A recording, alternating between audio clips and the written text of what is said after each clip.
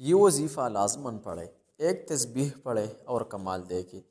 جب حضور صلی اللہ علیہ وسلم عرش پر تشریف لے گئے تو اللہ تعالیٰ نے یہ خاص تسبیح تحفہ میں عطا فرمایا۔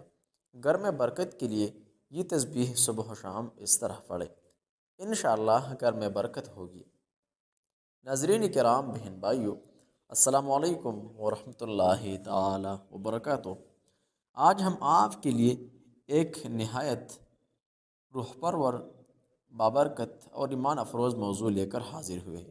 ایک ایسی تسبیح جس کے بارے میں عوام الناس میں بات مشہور ہے۔ جب حضور نبی اکرم صلی اللہ علیہ وسلم شب معراج کے عظیم سفر میں عرش الہی تک تشریف لے گئے تو اللہ تعالیٰ نے خاص تسبیح بطور تحفہ عطا فرمائی۔ پھر اس تسبیح کو امت محمدیہ کے لیے رحمت، سکون، رزق اور برکت کا ذریعہ بنایا گیا۔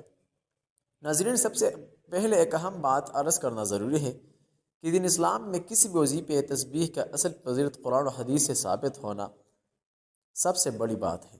لہٰذا اگر کسی روایت کی سند واضح نہ ہو تو اسے قطعی عقیدہ نہ بنایا جائے۔ البتہ ذکر الہی اپنی اصل میں ہمیشہ باعث خیر و برکت ہے۔ اللہ کا نام لینا، صبح و شام تسبیحات پڑھنا، درود پاک پڑھنا اور استغفار کرنا ہر حال میں باعث رحمت ہے۔ آج جس مبارک تسبیح کا ذکر کیا جا رہا ہے وہ ہے سبحان اللہ و بحمدہ، سبحان اللہ العظیم، استغفر اللہ، لا الہ الا اللہ، اللہ اکبر۔ یہ کلمات اپنے اندر اللہ کی حمد، پاکی، بڑائی، توحید اور مغفرت کی دعائیں سموئے ہے۔ اگر کوئی بند اخلاص کے ساتھ ان الفاظ کو صبح و شام پڑھے تو اس کے دل کو سکون، گھر میں برکت، رزق میں کشادگی اور ماحول میں رحمت نصیب ہو سکتی ہے۔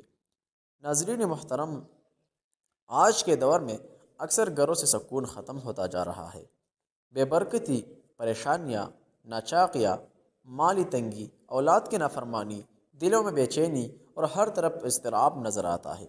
ایسے وقت میں ہمیں دنیاوی تدبیروں کے ساتھ ساتھ روحانی اصلاح کی بھی ضرورت ہے۔ جب گھر میں اللہ کا ذکر ہوتا ہے تو فرشتے رحمت لے کر نازل ہوتے ہیں، شیطانی اثرات دور ہوتے ہیں اور دلوں میں نرمی پیدا ہوتی ہے۔ اس وظیفے کو پڑھنے کا طریقہ نہایت آسان ہے۔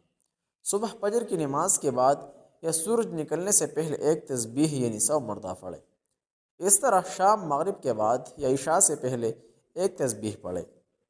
اگر کوئی ایک تسبیح نہ پڑھ سکے تو کم از کم 100 مرتبہ اخلاص کے ساتھ ضرور پڑھے۔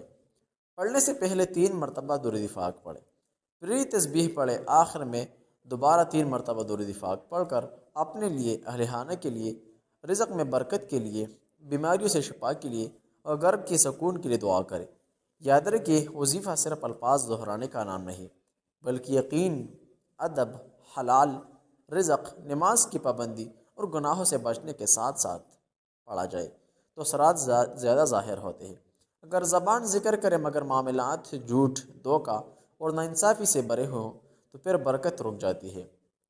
ناظرین کرام، گھر میں برکت آنے کی چند نشانیاں یہ بھی ہے۔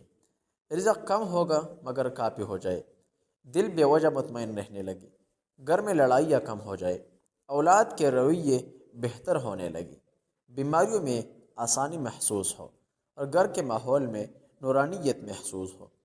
یہ سب کچھ صرف الفاظ سے نہیں بلکہ اللہ تعالیٰ کی طرف رجوع سے حاصل ہوتا ہے۔ اگر آپ چاہتے ہیں کہ گھر سے نحوست دور ہو، کاروبار میں آسانی ہو، دل کو سکون ملے اور پریشانیاں کم ہوں تو اس مبارک عمل کو معمول بنا لیجئے۔